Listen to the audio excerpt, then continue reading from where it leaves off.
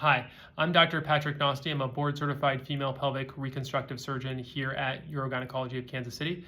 If you're interested in aesthetic vaginal surgery, you're not alone. A lot of the patients that come to see me here in clinic are interested in these procedures for a lot of different reasons, and a lot of them have questions. So my hope today is to answer some of the most common ones. I hope you find the video informative. Let's go ahead and get started. Aesthetic vaginal surgery is a term used to describe procedures aimed at improving the appearance and the function of the vaginal area. Common procedures would include labiaminoroplasty, which is probably the most common, labiamajoroplasty, clitoral hood reduction, and perineoplasty. In some cases, we're also talking about the tissue internally, so that would be kind of more of a vaginoplasty. These procedures can address cosmetic and functional goals, and in some cases, both. At your consultation, we'll sit down and have a conversation about what brought you in. A lot of women come to see me for these procedures with different concerns. And so my primary goal is to try to better understand what brought you in. I think women kind of fit into one of three categories when it comes to these procedures. The first is functional. So sometimes there's excessive tissue there that can kind of rub and tug with certain activities and certain clothes, which could be irritating and in some cases painful. The second category is more how things look. There can be asymmetry or discolorations that someone doesn't like, and so we're trying to improve those specific things. And then the third category is a mix of the two, where someone cares about both the function and the way things look. And all those different categories have different procedures associated with them. So I want to understand what drives the visit, and then we'll do an exam, and I'll try to match the concerns with what I'm seeing so that we can come up with a plan that best achieves your goals.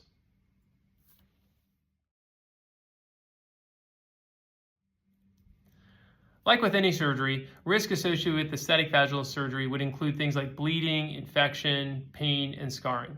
But in the hands of a skilled, board-certified surgeon, these risks are actually very low. These procedures can be done in an office setting, and they can also be done in a surgery center. The majority of the time, we do them in the office.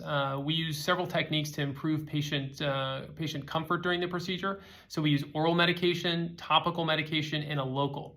Patients are so comfortable, in fact, that we've had patients actually fall asleep while I'm doing these procedures.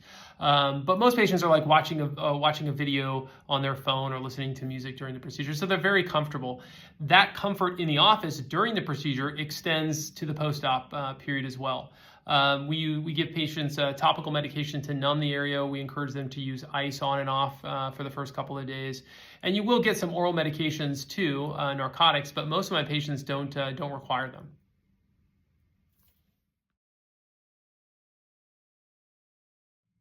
Sexual function can improve with aesthetic vaginal surgery, but it's more indirect. So by removing excessive tissue, it can decrease tugging and pulling, and so that can improve comfort.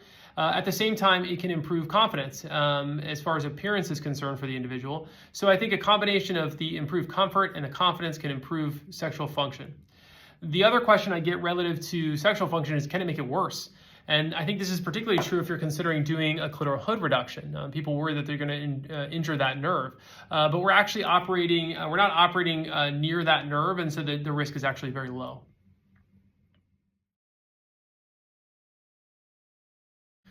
Most women who get these procedures done will take about a week off of work, give or take. It depends what kind of work you do. And you'll try to avoid strenuous activity for about 6 weeks. There'll be some swelling and bruising and some discomfort in that area, but it gradually improves as you get further and further away. I would say the overall feedback I get from my patients is that the procedures themselves are very well tolerated with much less pain than most people anticipate. If you're considering an aesthetic vaginal surgery, I would look for a board-certified urogynecologist, gynecologist, or plastic surgeon. I would then ask, how many of these procedures do you do? Volume drives technique and systems that improve outcomes and decrease risk. The third thing I would ask is what else do you do in that area? A lot of times when we're talking about these procedures, people are focusing on the labiaminoroplasty. And in some cases, that's all that needs to be done, and that's great. But oftentimes, there are other areas that you need to consider. And if you don't do, or if the surgeon that you're seeing doesn't do those other procedures, they're probably not going to consider that. And so a lot of the things that we see, the revisions that we see come to our office, are patients who have had labia minoroplasties and they look fine, but the surgeon didn't consider the impact of removing tissue from one area and how it would make things look. And so then you have to go back and do, add on a procedure down the road, like a clitoral hood reduction or perineoplasty.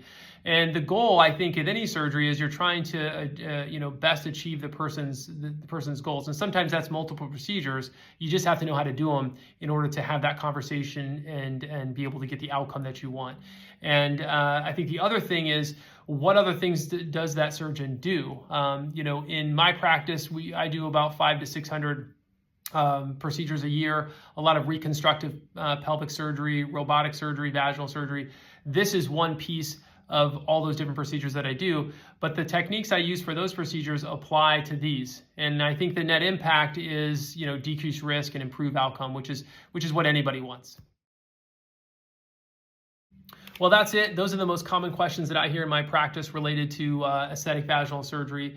If you want to learn more, please call us. We'll set up a private consultation and go over your specific goals and how we can achieve them. I'll leave the number here at the end of the video so you can call us if you need us. Thanks.